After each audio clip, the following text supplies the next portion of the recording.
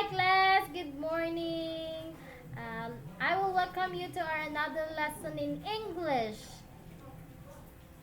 In lesson 4, we have the legend of Pagsanjan Falls. Ooh. Love water?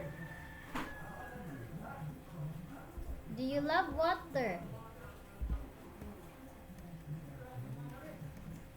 Have you been there in Pagsanjan Falls? So if not, let us explore Pagsanjan Falls. Taran! Wow! Look at the picture. That is the Pagsanjan Falls. So where can we found Pagsanjan Falls in the Philippines? Pagsanjan Falls, also known as Cavite Falls, indigenous name as Magdapio Falls, is one of the most famous waterfalls in the Philippines, located in the province of Laguna. The falls is one of the major tourist attractions of the region. The three-drop waterfall is reached by a river trip on dugout canoe, known locally as Shooting the Rapids, originating from the municipality of Pagsanjan. The falls can also be reached from the top by a short hike from Cavite. The boat ride has been an attraction since the Spanish colonial era, with the oldest written account in 1894. The town of Pagsanjan lies at the confluence of two rivers, the Balanak River and the Bumbungan River, also known as the Pagsan Juan River. So that was the Pagsanjan Falls. Oh, look, diba beautiful? We have also falls in Bohol. Daghan naa sa Kandihay. Ang naibawaan is sa Kandihay. Natay kan umantad full. So, nakaadto na ko. So, kamo, wala pa mo kaadto na mo kay Nindot.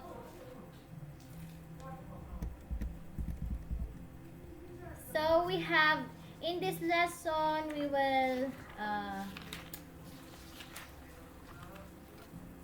study two skills. The first skill is identifying the main idea. How to identify the main idea in the selection. Main idea of a paragraph is what that paragraph is about. The rest sentences are only the details that support the main idea. To find the main idea, ask yourself first, what is the paragraph about? So, kung ma-read kag selection, you will ask first yourself. So, this is your question. What is the paragraph about? The main idea usually found in the first sentence of a paragraph.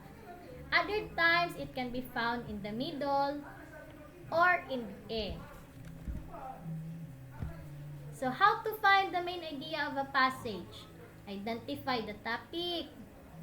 Summarize the passage in your own words. Check the first and last sentences and look for repetition of ideas. Example. Read. Sheep need a shepherd to protect them and to guide them to the best pastures. Shepherds were historically people who lived lonely lives, tending sheep in the mountains, leading them to fresh pastures and driving off wolves and mountain lions. Now, sheep are often tracked to new pastures and protected with enclosures. Many of the predators that once troubled the sheep are gone. So, what is the idea in this selection? So, you can find it in the first kono. Pwede po sa middle sentence. Pwede po sa last sentence. End sentence. So, in this example, the main idea can be found in the first sentence. Sheep need a shepherd. Okay, now you can answer exercise 1, 2, 3, and 4. Next skill, identifying root words. So, identifying root words. What are root words? It is the basic element of a word. It has nothing added at the beginning or the end. It stands on its own as a word and has its own meaning. So, maka-stand alone ang root words. Just like love, just like help.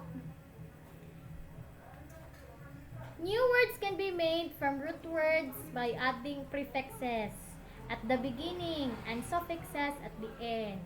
Oh, once we add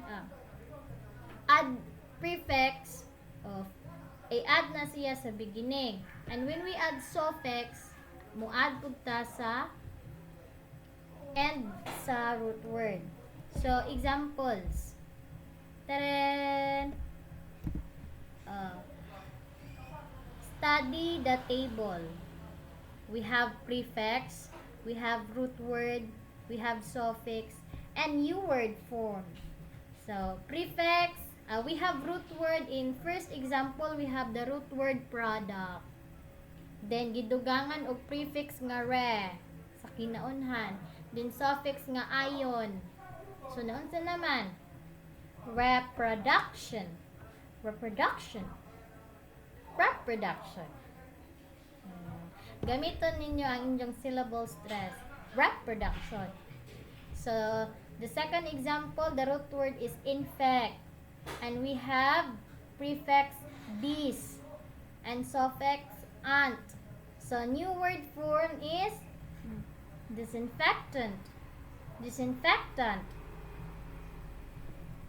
The third example is place. The root word is place, then added with the prefix re and suffix ment. So, new word form is replacement. Again, replacement.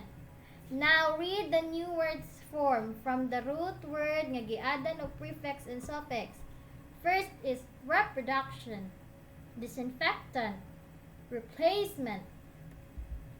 Now, you are going to answer exercises A and B. Page 67. Sayon na. Next skill. Let us go to lesson 5, my comfort zone. So, I hope that you are done reading this. It looks like a poem. Deep meaning, deep understanding. So, you are going to read this on page 77 so that we can proceed to our goal.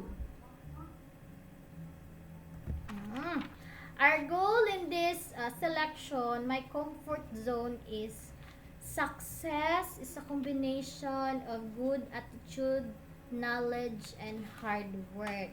So, ang success gani, ma-fulfill nimo kung naa imo hard work, naa po kay knowledge, naa po kay attitude.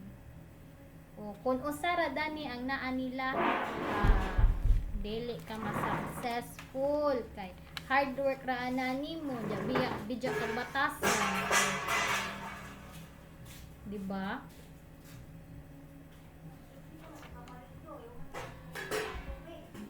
So, we have skills to be studied in this lesson. First is identifying text type according to purpose. It is identifying text type if it is to classify or to describe. Sayo na, to classify or to describe. In classifying, katong mag-ranking ka, imo classify sila kani. Then, ang describe, imo siyang define ug unsa siya. So, in identifying text, we have classification text and descriptive text. Classification text organizes people or items into specific categories. And descriptive text is a text that describes what a person or thing is like. So, we will have example. Classification text. Example. Again, organizes people or items into specific categories. Classification text.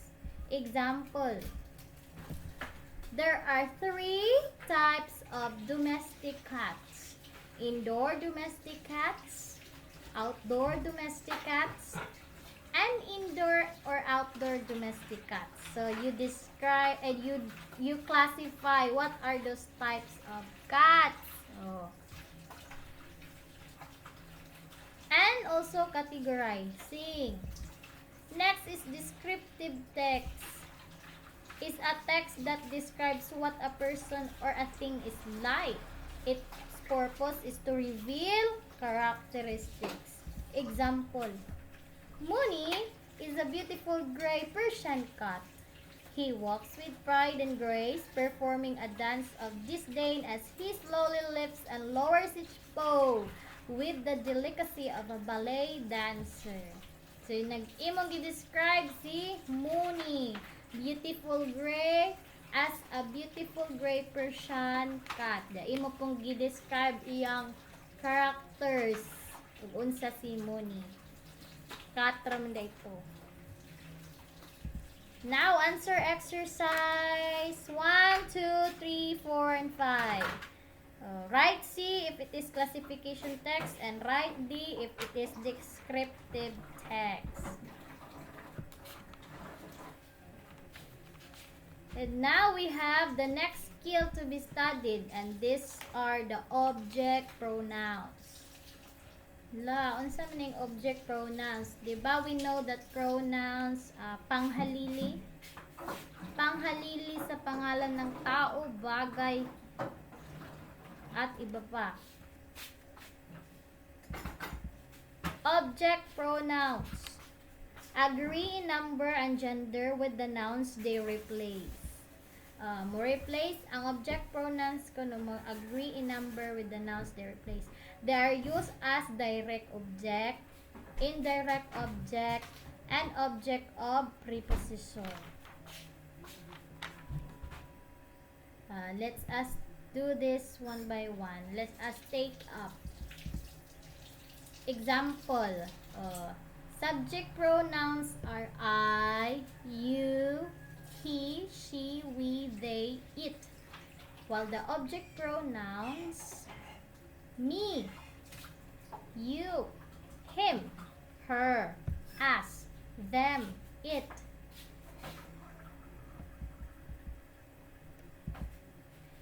Direct object. Pronoun indirect object is an object which is acted on directly by the verb without being mediated by an adjective. Acted on directly by the verb. Direct. Example, Leah helped him. Direct no. Leah helped him. So, the verb, the object, direct object acted on the verb. Help, the verb is help, him. The direct object is him. Indirect object. Answer the question to whom or for whom the action of the verb is performed.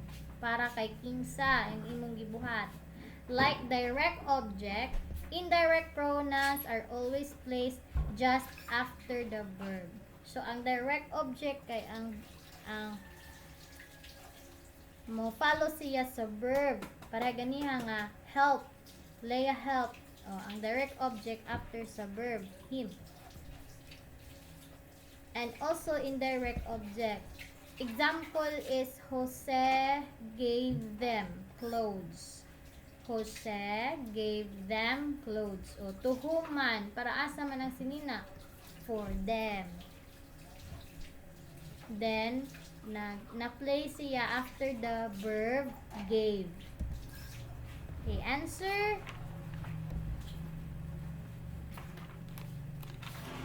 Answer indirect. Answer exercise A. A only do not include letter B.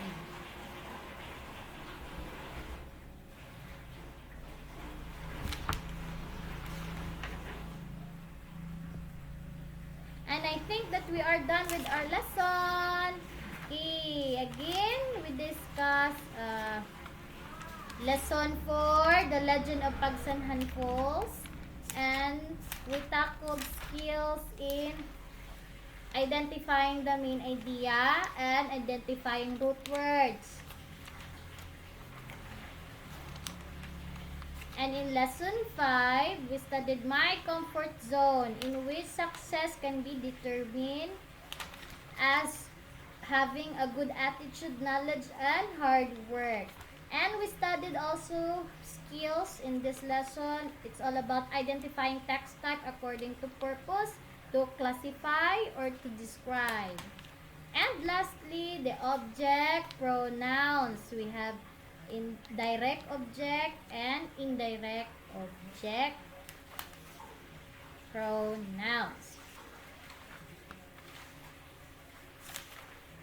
So class, thank you for listening. Thank you for having time with me. And this lesson is kinda too long for you to answer, because we don't have time anymore.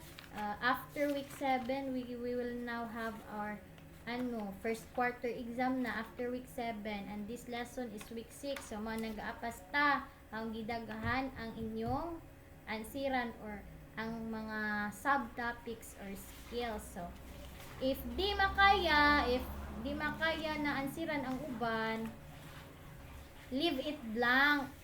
Leave it blank na lang.